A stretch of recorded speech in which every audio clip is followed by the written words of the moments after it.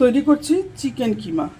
Chicken কিমা তৈরি করার জন্য আমি এখানে 1 কেজি চিকেন কিমা করে নিয়েছি। সেটাকে ধুয়ে ম্যারিনেট করেছি লবণ, হলুদ আর সরষের তেল দিয়ে।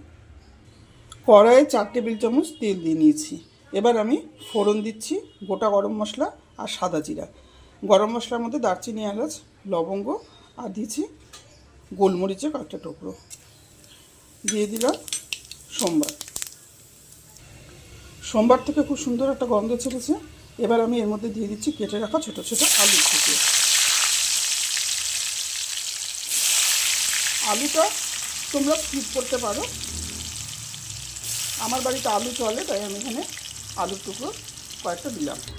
আলুটা 50% মতো ভেজে আমি তুলে নিলাম। এবার আমি ওই তেলের মধ্যে দিয়ে দেব কুচিয়ে রাখা পেঁয়াজ। পেঁয়াজটা লাল লাল করে একটু ভাজা হয়ে এসছে। এই সময় আমি দিয়ে দিচ্ছি আদা রসুনের পেস্ট আর দিয়ে দিচ্ছি কুচানো টমেটো। আদা রসুনের কাঁচা গন্ধটা চলে গেছে। এবার আমি এক এক করে গুঁড়ো মশলাগুলো দিয়ে দিচ্ছি জিরার গুঁড়ো, দিচ্ছি লাল লঙ্কার গুঁড়ো,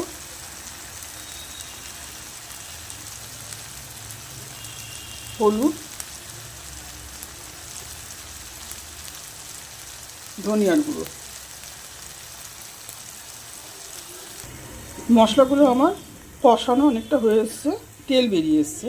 এবার আমি এর মধ্যে দিয়ে দিচ্ছি ম্যারিনেট করে রাখা চিকেন আর দিচ্ছি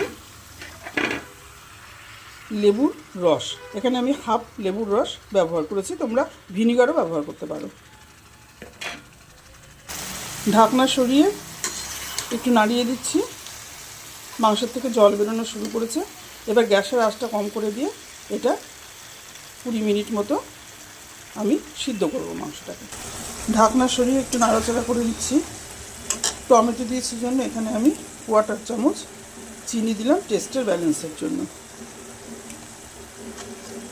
নাড়াচাড়া করে এটা আবার ঢেকে সিদ্ধ হতে দেব। ঢাকনা তুলে আরেকবার নাড়াচাড়া করে দিই। তেল আস্তে আস্তে বেরিয়ে আসছে। কিমাটা আমার কষা প্রায় হয়ে এসছে। কিমাটা কষে গেছে, তেল সাইড দিয়ে বেরিয়ে এসছে। এবার আমি এখানে দিয়ে দেবো 1 বাটি জল দিয়ে ঢাকনার সাহায্যে ঢেকে দিচ্ছি ভেজে রাখা আলু।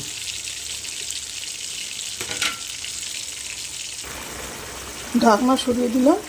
এবার আমি এখানে দিয়ে দিচ্ছি 1 চামচ গরম মশলা আর কেটে রাখা 4-5টা কাঁচা লঙ্কা। সামান্য একটু চিড়ে নিয়েছি লঙ্কাগুলো। এবার আরেকটু কষাতে দেবো। রেডি আমার চিকেনের কিমা।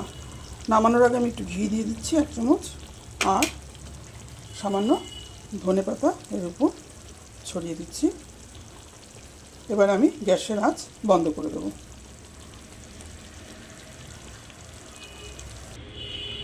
রেডি হয়ে গেল এটা পরিবেশনের জন্য। আমার হাতের এই রান্নাটা তোমাদের কেমন লাগলো জানিও। তোমরাও একবার বাড়িতে ট্রাই করে দেখো। এটা রুটি, পরোটা, পোলাও, তারপরে ফ্রাইড রাইস সাথে তো ভালো লাগে, শুধু ভাতের সাথেও ভালো লাগে খেতে। তোমরা যারা যারা আমার চ্যানেল সাবস্ক্রাইব করেছো তাদেরকে অসংখ্য ধন্যবাদ জানাই। যারা করোনি তারা আমার চ্যানেলটা সাবস্ক্রাইব করে নিও। তোমরা ভালো থেকো, সুস্থ থেকো।